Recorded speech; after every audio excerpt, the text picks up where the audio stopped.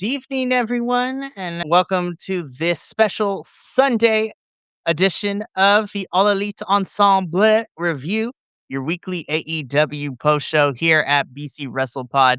My name is Mikey. I am El Jefe of BC WrestlePod, and joining me, as always, is my co-host, the man with the plan, who is a great stan and loves AEW as much as I do, Mr. Bear Dido himself, Benny. The Bear is in the house. So happy to have you here, my friend, on this Sunday evening. Thank you once again for joining me. Not a problem, man. Hell of an introduction. Hell of an introduction. What else can I say but greetings and salutations, let's rock and roll. Well, to the guests. And also, you will be seeing a lot of me and Benny this week because the wrestling stars have aligned and they decided great shows, but they're all in one weekend. I'm like, Right. so it's going to be a special week here at BC WrestlePod because a good chunk of these shows, me and Benny are going to be here. But that's okay because we love professional wrestling. Lots of good stuff to talk about. And we are here specifically this special Sunday AEW post show edition to talk about the Wednesday, June 3rd and Saturday, June 6th editions of Dynamite and Collision. We are officially 3 weeks out until Forbidden Door, which is crazy to say. So we still got some stuff happening. And you know what, AEW, I have to say, I appreciate you sticking to the point and kind of making everything blend together this week. And I say that as lovingly as I can, because then next week you go back, you're back on your BS because we got a Wednesday and a Thursday edition of a special Dynamite and Collision summer blockbuster editions of the shows on Wednesday and Thursday. I'm like, I know, right? the summer specials are here because we got summer blockbuster, Forbidden Door, Beach Break, Redemption, but it's all good stuff. I cannot wait to talk about this. So let's get into it.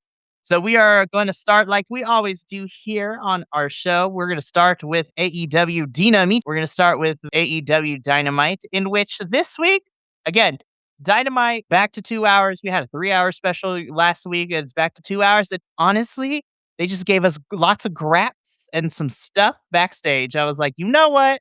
I like it when you tighten it up a little bit and you give us the necessary components for this week. So Dynamite this week kicks off with a confrontation between Roosh and MJF, who would be having an AEW championship match during the show. But because of this altercation and the brawl that proceeded to happen after this, their match turned into a no count out, which I was like, I had to, upon my second watch through, I was able to figure it out. Yeah. Which then also, because LFI adjacent, Andrade tells Roosh that he's there. He is rooting for Roosh, become the first Latin like AEW World Champion, and get it because it's great. And then we proceed into our official match that opens up the show proper, the AEW World Championship, MJF taking on Roosh El Toro Blanco. I cracked up with MJF coming out as a matador. I'm like, good God, Max never changed. Max, ever the troll. Ever the troll. For reals. This match was gnarly. I was just like, Hmm. yeah, I knew was going to eat some crazy stuff from Roosh because it's Roosh and Roosh hits hard. And I like it when Roosh hits hard. Yeah. This is probably the longest match we've seen from Roosh, probably in AEW, at least in a long time. Since like probably 2022 or whatever, And I really, speaking of like the things beforehand, I was like, wouldn't it make sense to like be or like to flip flop those? I mean, but like, I guess it's because of the continuity era, because like Bruce was already in his gear. But now that you pointed out that Bruce attacked at Max, now it makes sense. Never mind. But I digress. This was a really fun match, man. Like I liked that the green cord was back. I always love the green cord, and it sucks about the news coming out of this match, but it was a certified banger. Like this might be one of my end of the year list candidates for television matches for sure. For reals. And again, AEW, I feel like so far this year has done a really good job of giving us like paper level matches on television every week, which is always fantastic, which I believe makes me excited to be like, hey, this was great. So now let me buy this pay-per-view to see what else you're going to give me. Max ends up winning this match and retaining the AEW World Championship. Of course, Benny, you mentioned that there is some news that came out of this match with, MJF possibly suffering some sort of knee injury. But according to the reports, it seems that it is not enough where Max is going to need to, take some time away and recover, but his should be okay for Forbidden Door, but they will monitor the situation. But yeah, and Roosh, this is not the last we would see of you this week because we're going to talk about you because you were also involved in a match on Collision, which we'll get into. But Max retains. But yeah, the green cord is always a fun time. I was like just whipping people with cords, Roosh. Never change, never change. So after our world championship match, we just roll on in too because I'm like, when this was announced like an hour before the show, I'm like, this gonna be an interesting one. I was just like, so again, I should say everything kind of blends itself together in Dynamite because after the match, Mark Briscoe comes out, MJ Max and Mark fight. Mark gets load blowed. And then it just leads into this match, Mark Briscoe versus the Blackheart, Leo Rush. I was entertained. I love it. This match was fun. Yeah, that's pretty great. I love the conglomeration doing the reverse Silent Hill, like turning into statues as Leo Rush sort of creeps around them, playing into the if we don't move, you can't see us gag that they did last week. I love that. I really did too. This was a fantastic TV match. I really don't have much to say about it other than these were two fantastic characters working both gimmicks to the tilt. Agreed. It's just Uh, promo entertaining. af Yeah, go ahead. the promo afterwards, though, it was a little bit interesting. I know. I found it okay, so let's talk about that, right? So Mark Briscoe wins, which this match was fun. And then Marks cuts this promo. And I was just like, whoa, Mark, you got really serious there during this promo, my guy. Cause usually you are the happy go lucky, fun loving guy. And you only ever get serious if someone's talking bad about your brother. But Mark cut this promo, and by the end of it, I'm like, that is the realest promo I have ever heard you cut, Mark.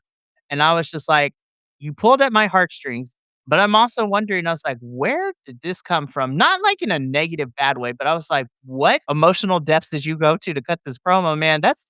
Ooh, I was just like, this is an interesting beat for Mark, what I took at the end of it. I was like, where are we going? I'm interested to see where this goes. Yeah, I will say that, like, the subtext of the promo was not for me, but it was delivered in such a great way that I can respect where it came from, and I will always respect the Mark Briscoe because, like, he's probably one of the most versatile acts that they have on in the mid card right now, because if you need him to be serious, he can be serious. If you need him to be silly, he could be silly. Like, you're pretty much getting the same match every time at this point, but, like, yeah, or at least not the same match, but he has a formula, you know? And he and Leo really did a great job, and I love that they called back the fact that Mark had beat MJF back in, like, September at All Out, I believe, and that, like, Yep. the All out Texas. Toronto, the tables and tax match.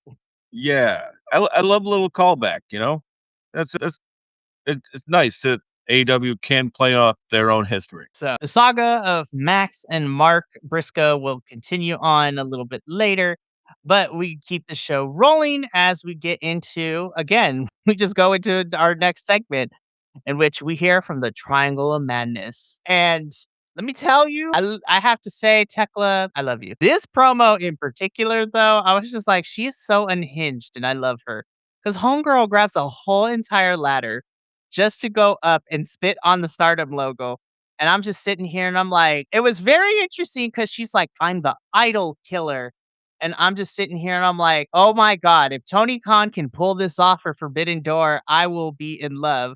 So we already know that Tekla's gonna fight somebody from Stardom, right? Because that is what it's setting up because of the last couple weeks of Tekla talking bad about Stardom and even the president of Stardom commenting on social media with this as well. But that idol killer gimmick, I was just like, if Tony Khan pulls this off and we get a Tekla versus Saya Kamitani match, the Dark Phoenix Queen coming in, there's a plethora of women in Stardom that could come on over.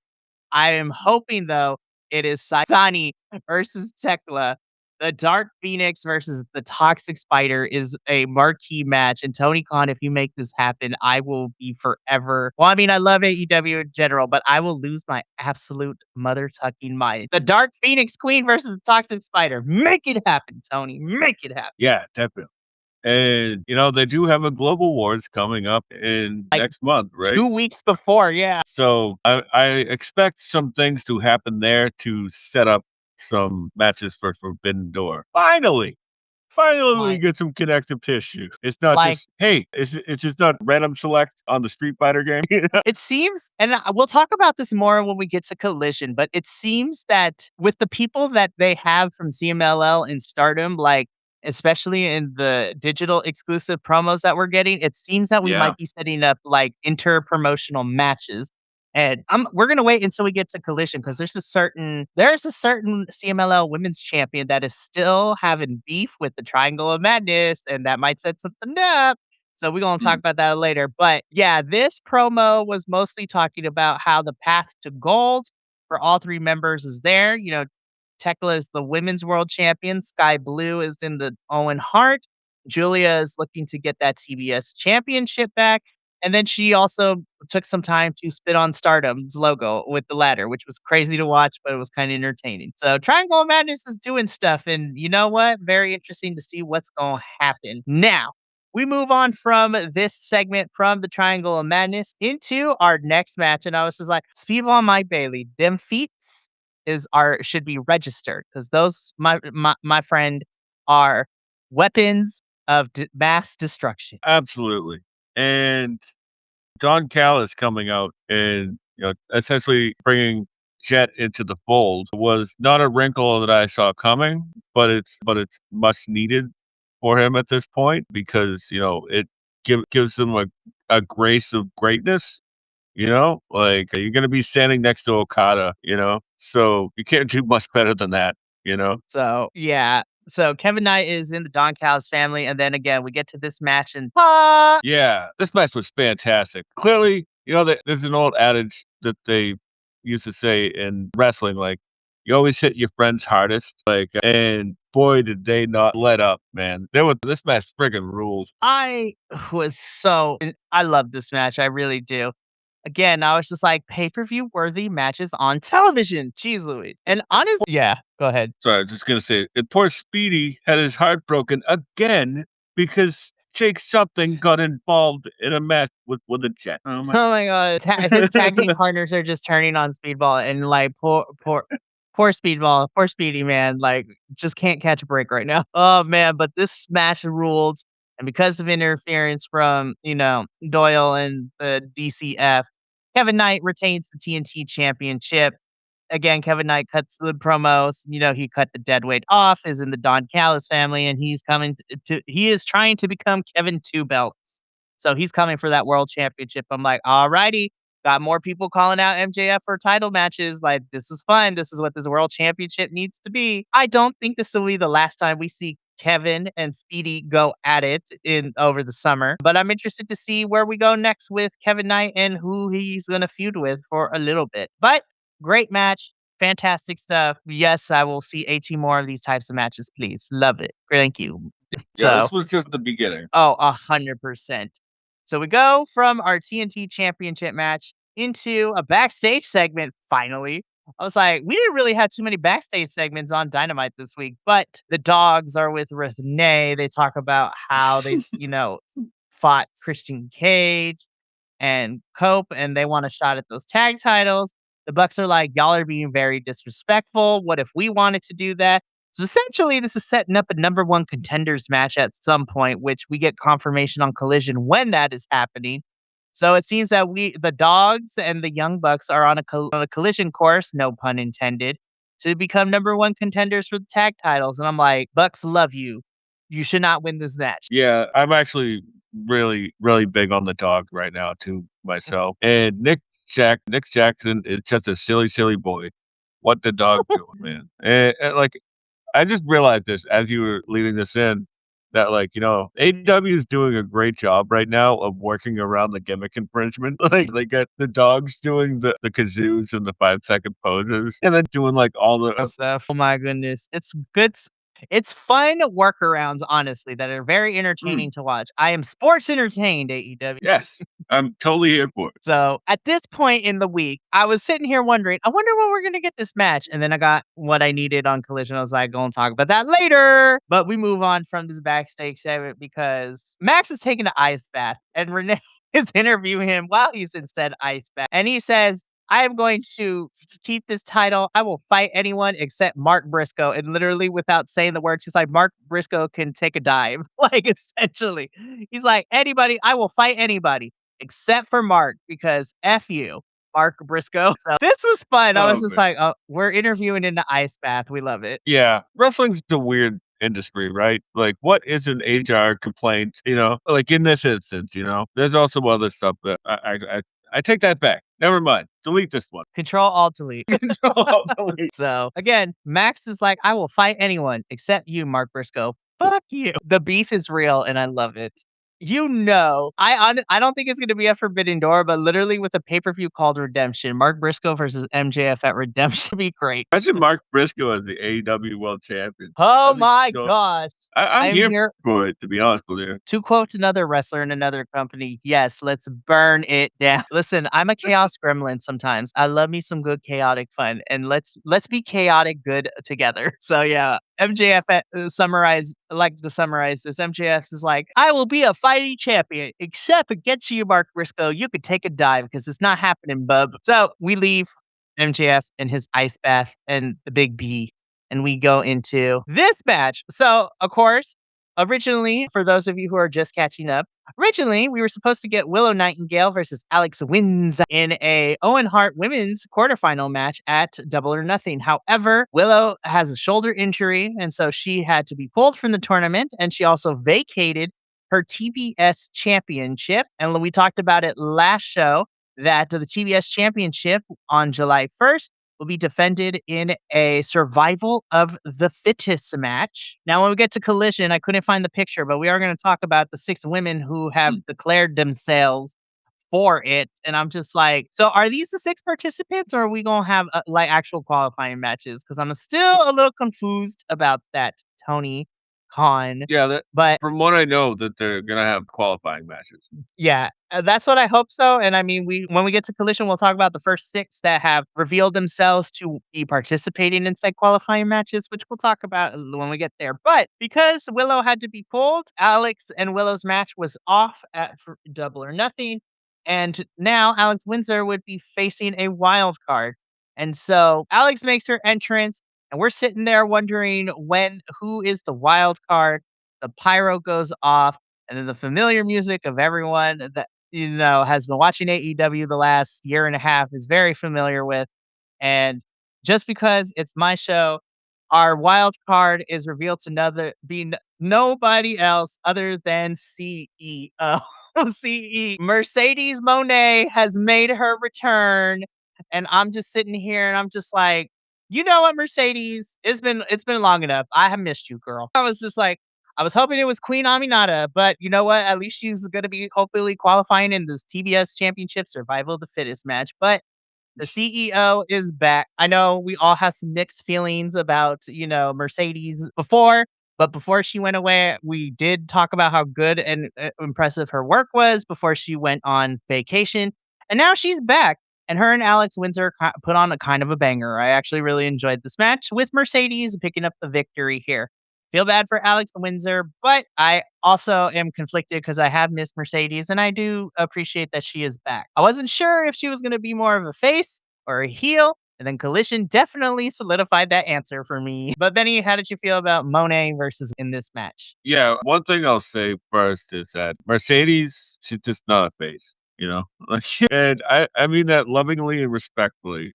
She's 100%. like my top 5 women's wrestlers of all time. So, obviously, that is to say I was happy to see her back. I'm of 2 minds on this one because this clearly wasn't the route that they were going for because of Willow, which really, really sucks because Willow did nothing in that time, and the person who took her spot was Mercedes. But it is Mercedes, so that means that unfortunately the women's division will pick up now because she's back. But to get back to the match, this was probably my match of the week because Alex Windsor, in the short time that I've been watching her, has really become one of my favorites because she's just so technically sound. She is. And I feel like Mercedes might have found a wrestling soulmate in Alex Windsor Hell yes. because the match that they had back in December, that match was amazing as well. And these 2 just, like, they were made for each other, you know? Yeah.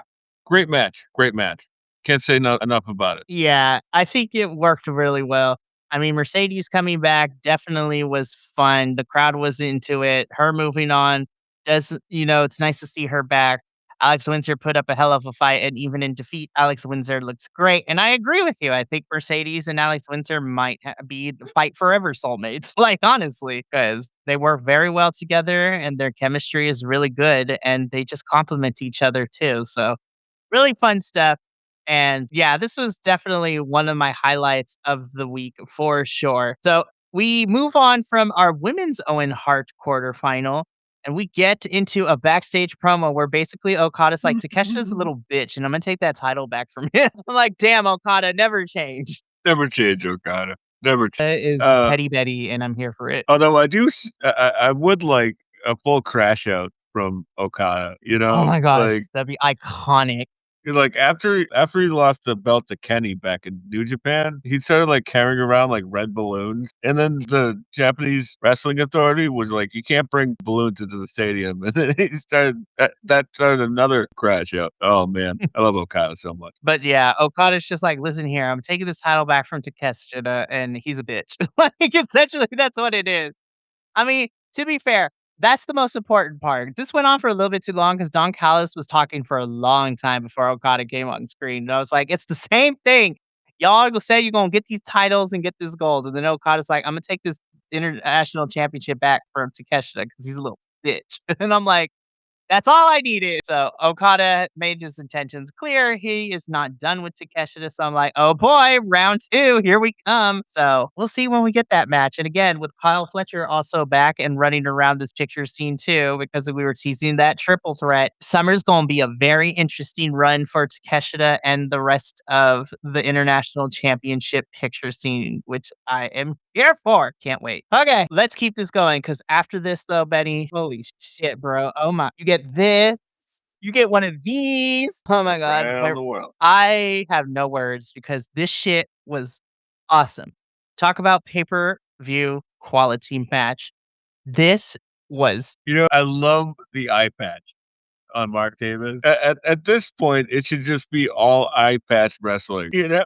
Like, how many eye patches have we seen throughout the 7 years of you? It's like once a year at least. so You know, many. like Kenny, Mark Davis, Danielson. yeah. Cody even, did the snake one for G.I. Joe? I digress. In my notes, I just said, "I Patch Jones." This match was incredible. Like, I had no doubt that this match was gonna be as good as it was, you know? And I'm really, really, really digging this hybrid Osprey, It's another layer right? for his 'Cause offense, and it makes him even more deadlier. He is not just the aerial assassin anymore. He is the aerial and the grounded assassin. yeah, because like, you know, a lot of people forget that, like, you know, he's been wrestling for a long time, so he has to pick up a lot of stuff, you know? I like the fact that, he was even though he was doing, like, the aerial stuff, like, he was working the arm the Mm. entire time, so, he'd go to the arm and then he'd go do something different and then just come back to it a little while later just to work on that what do they call it? The death ground, the Fuji, right? Yeah, this match was awesome, like, yeah, and I cannot say this enough though too, knowing a little bit of Mark Davis's story, I mean, he got into wrestling late, he's, like, in his Mm, 40s, he is a dad who decided to pick up wrestling just because he could, and he loved it. Him being presented as this monster killer who adapts, and Mark Davis to me is, like, the type of wrestler that's, like, a great dance partner. He works well with everyone he's gone up against so far, and he has found ways to complement their style while also being this big bruiser. Like, there's a certain level of wrestling that you have to be aware of to be able to pick those moments to sell great, look like a monster, but, Mark Davis uplifts his opponents every time he goes up against someone, and I think Mark Davis doesn't get enough credit when it comes to that.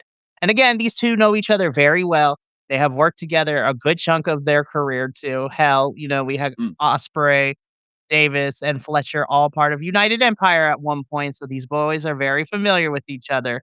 But they still managed to surprise the hell out of me with the things that they were doing and the tricks that they were pulling out in this match. I was like, "Oh my god, I am not worthy of this match and on free TV." One thing I But will no. say about Mark Mhm, Davis is that, to even to be in New Japan as long as he was, you have to be a fantastic wrestler. And the mhm. same thing goes for the British wrestling scene or the European wrestling scene. So, like, even if you're bad, you're gonna get good really quick because they're not gonna take it easy on you, you know? And speaking of progress, like, Mark Davis had a great run in progress, like, early on in his career, especially with a match against one that is now known as Gunther, then known as Walter. I encourage anybody to go out of their way to see a giant slug match between Mark Davis and Walter.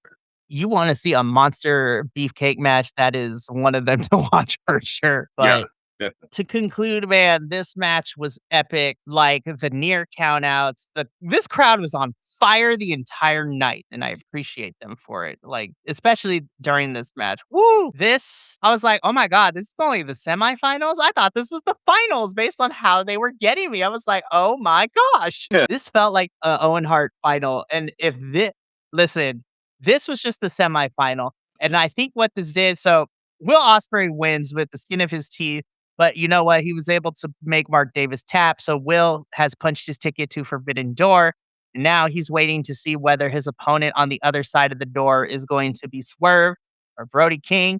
And I will say what this match did for me makes me really excited to see how Swerve and Brody King, yeah, let's just kill each other and see how that works. Like, I'm excited for the other semifinal between Swerve and Brody this upcoming week well, no, yeah, this week for Summer Blockbuster. Oh my goodness, it's gonna be fun. But yeah, what a main event. This was crazy, and what a way to end Dynamite. So, Dynamite, you did the darn thing this week. You just gave us good crap, and I loved it. Now, we get into the second half of our show, in which we talk about AEW on.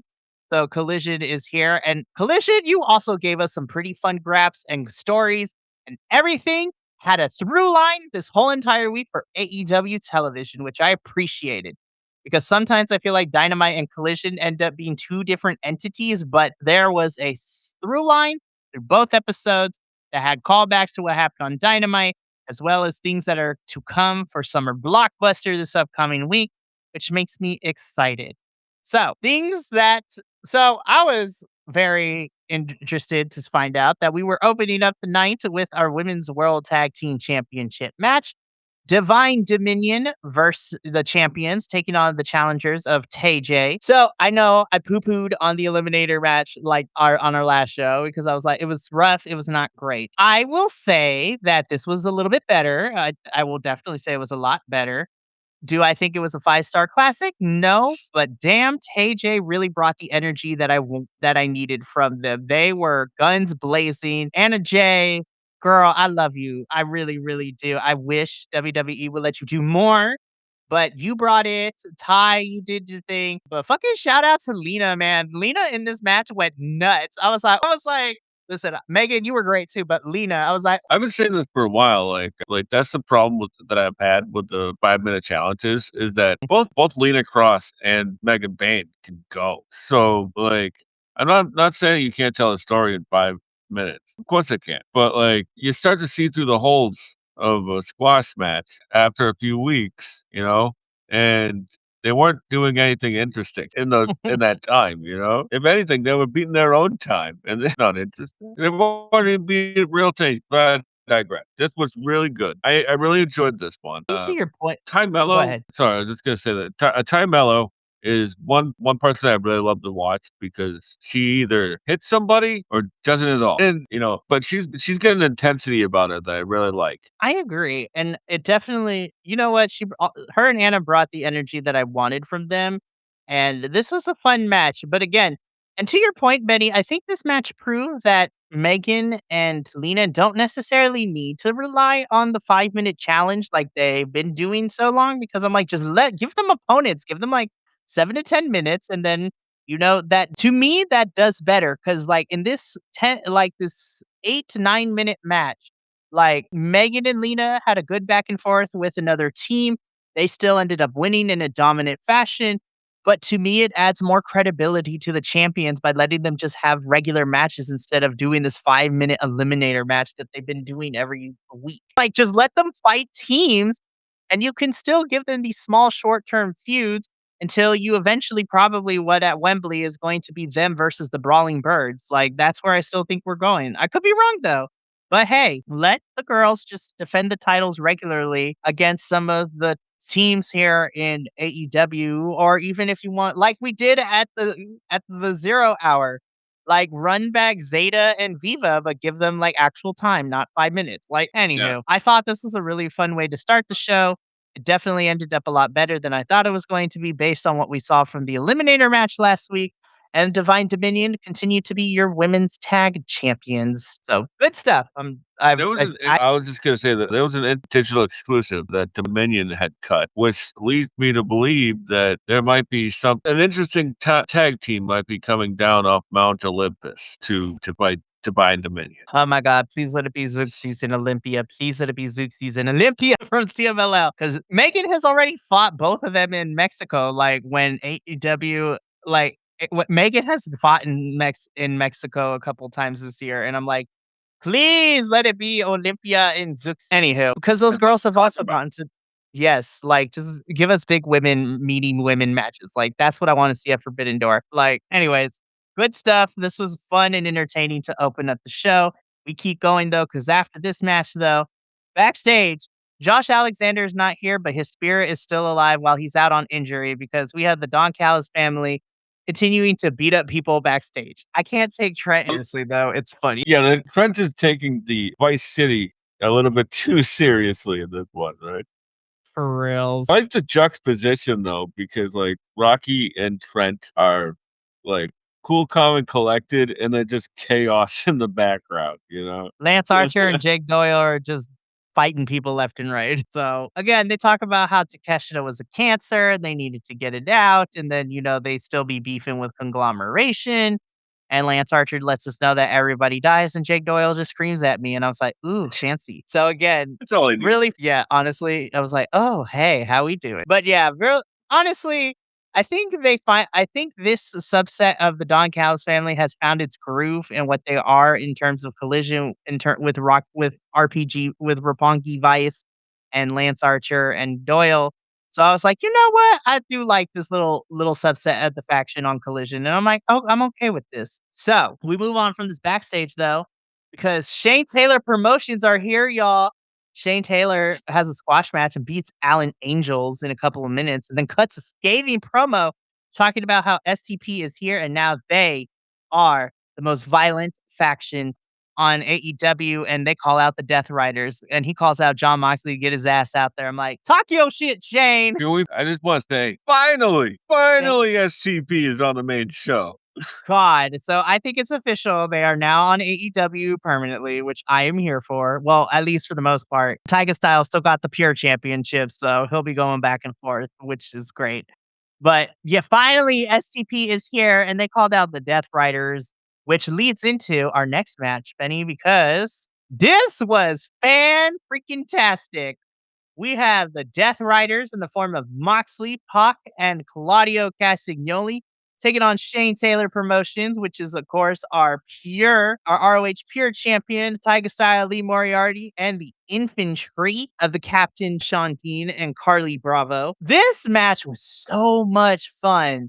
Holy crap, man. Obviously, the Death Riders, were great given this makeup of these three, but ooh, man, the Shane Taylor Promotions are here, and man, what a match for them. I was like, "Yes, finally, this is all we've been asking for, Betty. Seriously." Yeah, seriously.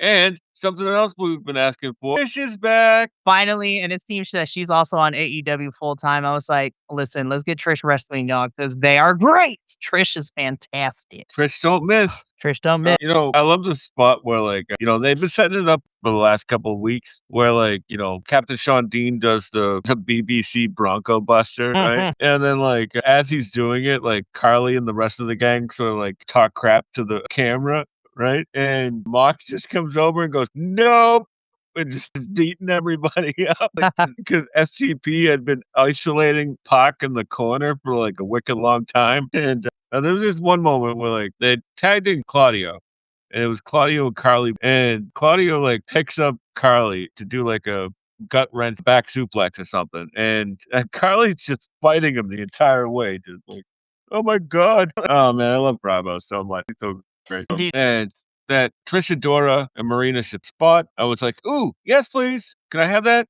Can I have that, please?" seriously, That looks that's like all a nice I thing want. I'd like. Seriously, I'm just like, give it to me. No, this was a fantastic trios match. The Death Riders win. And Shane Taylor would not take this loss lightly because we would see a little bit later. He's like, nah, we're going to take matters into my own hands because, like, nah, like, we ain't done. We ain't done with this one. So we'll get there in a little bit. But Tommaso Ciampa makes Beef tap out using Jericho's moves.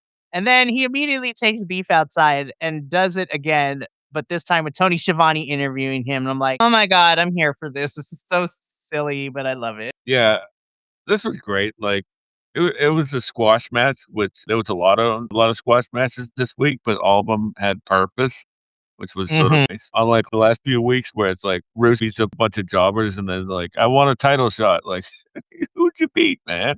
But I digress. I really like that Ciampa used the lion tamer. There we go, but that's a lion tamer. I really like the interaction on the outside with Ciampa and Tony Schiavone afterwards. That was really fun too. It's fun stuff that's leading to Ciampa and Jericho whenever we're getting it, and honestly, I'm not gonna complain. I actually really like this direction we're going for. Like Tommaso Ciampa poking fun, and for us wrestling fans, he is utilizing history, like parts of Jericho's history and his movesets to poke fun at him and to just call him out on his BS essentially. And I'm like, I'm here for it, Ciampa. I love you. So really interested to see when and how Jericho responds to all of this, but, we'll follow that storyline as it continues to develop on our AEW programming. Yeah. So, after this squash match, though, again, Shane Taylor is not done with, figuring out between STP and Death Riders who's the most violent faction, but Shane Taylor, with the help of Trish Adora, calls out to John Moxley and lets him know that he the baddest, and we see him beat up Wheeler Yuta in the back. I was like, "Good old Wheeler Yuta getting beat up." I was like, if it was gonna be somebody, it was definitely gonna be Wheeler Yuta. But because of this, Shane Taylor makes it personal, and Shane Taylor calls out Moxley, which later in the show, Moxley answers that challenge and gives Shane Taylor what he wants. And this week on Dynamite, on the summer blockbuster edition of Dynamite, Benny, we are getting an AEW Continental Championship match, Moxley versus Shane Taylor. And I'm like, oh my God, it's gonna be a slobber knocker, as the kids say. They gonna hit hard. This is the best timeline ever. Just relishing in STP being and like, of course it was Wheeler Yuta because, and I'm surprised Mox even cared. He wasn't just like, "Oh, yeah, we all beat him up." Like, That's what I was saying, but um, no. Moxley was just like, "Nah, you can't be even if it is Yuta, you cannot be beating up on my people, so now we're gonna fight." that's fair. He's a ride or die, man. And I love Chris Adora just dancing over the broken corpse of Wheeler Yuta. Yeah. It's just we love it. Trish is great. They're fantastic. Holy Toledo, man. But yeah, I'm excited for this Continental Championship match at Summer Blockbuster this week. This is one's gonna be fun, and I'm looking forward to it, hands down. So we leave the broken corpse of Wheeler Yuta to move on to the next part, which on paper, I was like, I'm not sure how I'm gonna feel about this match. And then I was like, you know what? This is a pretty good match. I like this one. And it actually gave us some stuff to, moving forward because that Juice Robinson promo, though, I was just like, the juice It's is like, loose, you guys. He is back. And listen, David Finley, if you ever attack me with your dad's like sex toy, I was like, I'm gonna whittle it down to the size and stick it up your urethra. I was like, the juice is loose, you guys. That's insane to say, Juice. Juice Robinson, what are we doing? But I'm here for it though. But anyways, this match was a lot of fun and it was a lot better than I thought it was going to be too. But then again, Juice, Clark, David Finley, they got history together. So very fun stuff. Yeah. But Bullet Club. Bullet, right? Like, this match was wicked fun. Juice both these guys are really explosive and eccentric, right? And here comes the critique. I don't think it needed to be this long. I think they No. could have accomplished a lot without it being this long. It Because went through, it like, even lost one me. and a half commercial breaks, like, we did not need to go through, like, almost 2 commercial breaks. Yeah, and they started to lose the crowd, and I felt like I was sort of like, "Okay, you go wrap it up." And but they wrapped it up really nicely. Yeah, I'm here for a Bang Bang Gang feud at some point. You know, when Gabe comes back and then listen, we need Gabe and Jay White, and then, like, I'm here for this feud. So, who knows? We might be getting something like that. We'll see what happens. We know Gabe is out for a while, and we don't know the status of what Jay White is looking like in terms of his timeline of return. But hey, I also agree. I would have shaved like 6 minutes off of this match, and I'm for my other critique, I'm gonna say a little bit later, shave 6 minutes off and give that 6 extra minutes because that main event was too short in my personal opinion. That was too short. I was mad. I was like, "Ugh, we didn't even get to hit third. We barely got to second gear, and we didn't get to hit third gear in the main event." But we'll talk about that when we get there. But Clark Connors beats Juice Robinson, and they be beefing still. So I'm like, cool, love that. Speaking of Clark Connors, him and David Finley cut this promo against the Young Bucks, and I'm like, yes, let's go. I cannot wait. So again, we find out that it's going to be the Bucks versus the Dogs in a semi number one contenders match on Summer Blockbuster Collision this week. So I'm like, okay, there we go.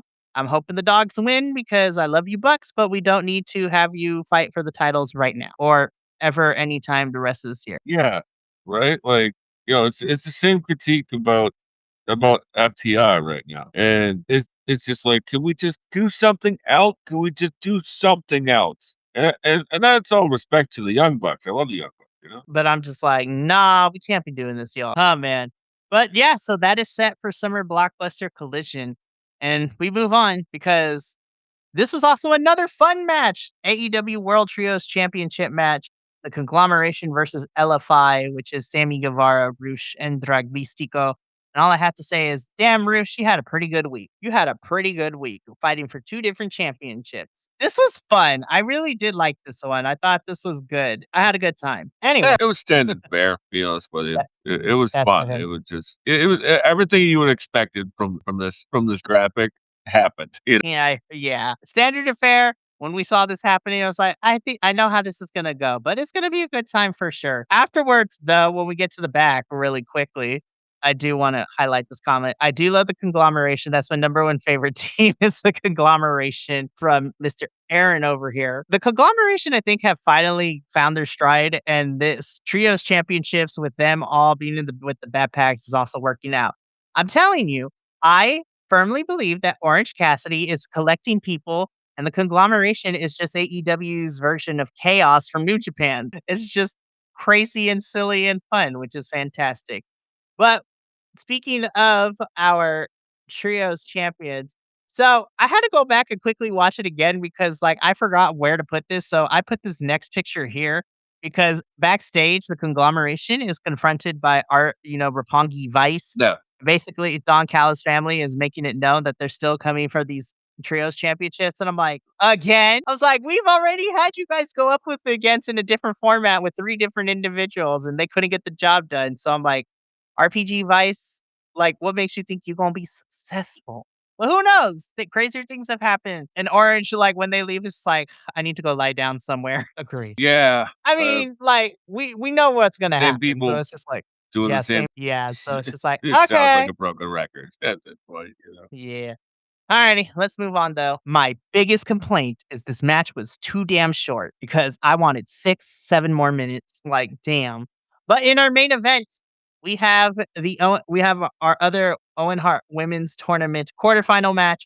The CMLL Women's Champion of Persephone taking on Stardom's Hazuki. I know they pronounce it Hazuki, like Tony Schiavone, but I'm like, I'm gonna try to pronounce it like the way they do it in Stardom. So Hasuki and Persephone go at it. Of course, Persephone still has the makeup of when she got misted by Julia Hart a couple weeks ago. So love that. I like this match. I didn't love it only because of how short it was. That's my biggest complaint. We could have taken a couple extra minutes off of the Juice and Clark Connors match and put it in this one. Like, I was so mad of how short it ended up being. Yeah. But yeah, Hazuki does beat Persephone. Mercedes Moné attacks both of them. A whole Yeah. brawl breaks out, and This that's was how King Air. Yeah, what a talent that person is, man. Like, she is something special. 100. Did you No, lose me? I don't know if there is a delay between the two of us, but I agree with you about Um, Persephone. yeah, this match was really fun. Somebody had pointed out to me that Persephone had called it the blue mist, and which is a really nice little wrinkle. So, like, perhaps Persephone may be joining the Triangle of Madness, which Could be. would really be great. Minnesota needs a heater, you know? And so this was all good. I'm glad that Hazuki is moving on, and what a great week of base. Agreed. And on that lovely note, that's the end of our AEW post show for the week. We got Summer Blockbuster Dynamite and Summer Blockbuster Collision coming up this week. So, already advertised, we have AEW Continental Championship match between Moxley and Shane Taylor. We also have our other two semifinal matches, or one semifinal, one quarterfinal for the Owen Hart. We are getting Swerve versus Brody King for the other men's semifinal, and we will find out who will be facing Will Ospreay at Forbidden Door. We are also getting Sky Blue versus Sir. So I'm excited for that match to see who will be going on to face Athena in the semifinals on that side of the bracket. We also have Pac and Mark Briscoe. And then so far made for some summer blockbuster collision, the Bucks versus the Dogs for the number one contendership to the AEW World Championships. And yeah, it's gonna be a fun week this week for AEW, but it's also gonna be a fun week here at BC WrestlePod because we have a full busy week. Last week it was chill. We only had 2 shows. Now pretty much there's a show every single day this week leading into the week. So tomorrow evening, just to run down this whole entire schedule this week. Tomorrow evening, we got Best of the Super Juniors 33 and Eve 150. Tuesday is the Triple Los Grandes. So that's going to be our official first AEW, not AEW, our first Triple A post show. So that's going to be fun. Wednesday, we got NXT and CMLL. Thursday is Mystery Wrestling 26 and Progress Chapter 195, Wonder Brawl 2. And then Friday, we wrap things up with TNA. So, me and my good friend Benny here, we got to get up on out of here. But thank you so much for tuning in. We appreciate you and happy to have you here. But from all of us here at BC WrestlePod, to you at home, remember, take care of yourself, love one another, stay iconic, and more importantly than anything, you always deserve to finish your story. Catch it tomorrow as we talk about New Japan and Eve Battle Girls of Riot Wrestling. But until then, and until next time, Thank you so much for tuning in to another Vibe Tribe production. What's gonna happen next time? Well, you're gonna have to tune in to find out. But until then, remember, take care of yourself, love one another, and as always, make sure that you keep the good times rolling. Thank you for being here, and we'll see you next time.